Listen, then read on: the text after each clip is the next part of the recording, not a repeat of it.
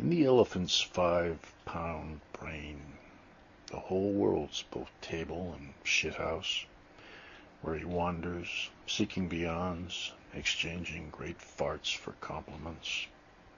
The rumble of his belly is like the contortions of a crumpling planetary system.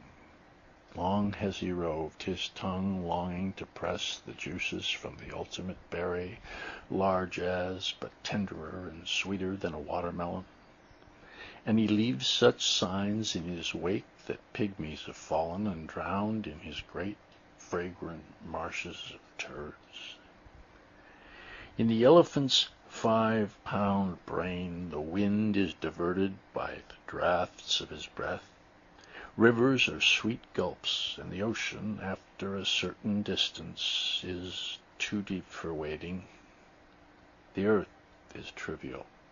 It has the shakes and must be severely tested, else it'll crumple into unsteppable clumps and scatter off, leaving the great beast bellowing among the stars. In the elephant's 5-pound brain, dwarfs have an incredible, vicious sincerity, a persistent will to undo things.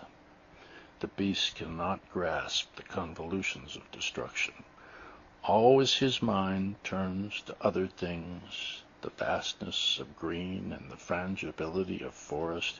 If only once he could descend to trivialities, he'd sweep the whole earth clean of his tormentors in one sneeze, so mighty as to be observed from Mars.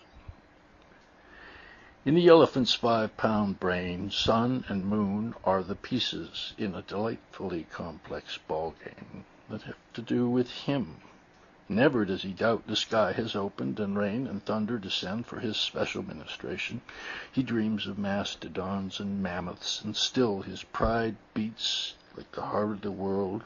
He knows he could reach to the end of space if he stood still and imagined the effort.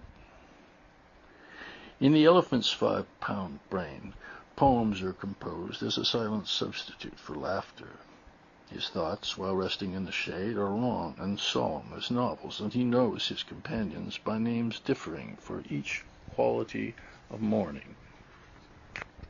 Noon and evening are ruminated on, and each overlaid with the taste of night.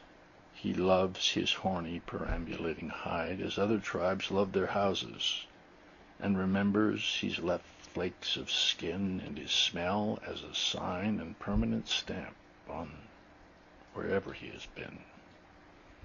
In the elephant's 5-pound brain, the entire Oxford Dictionary would be too small to contain all the concepts which, after all, are too weighty each individually ever to be mentioned. Thus, of course, the beast has no language, only an eternal pondering hesitation.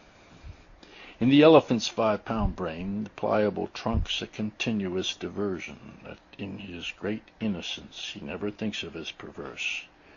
And the pieces of the world are handled with such a thrilling tenderness that all his hours are consummated and exhausted with love. Not slow to mate, every female, bull and baby, is blessed with a gesture grandly gracious and felt lovely down to the sensitive great elephant toenails. And when his more urgent pricking member stabs him on its horrifying season, he becomes a blundering mass of bewilderment. No thought, but 20 tons of lust he fishes madly for whales and spiders for copulation.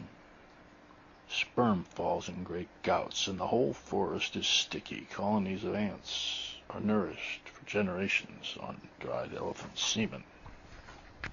In the elephant's 5-pound brain, death is accorded no belief, and old friends are continually expected. Patience is longer than the lives of glaciers, and the centuries are rattled like toy drums. A life is planned like a brushstroke on the canvas of eternity, and the beginning of a damnation is handled with great thought as to its middle and its end.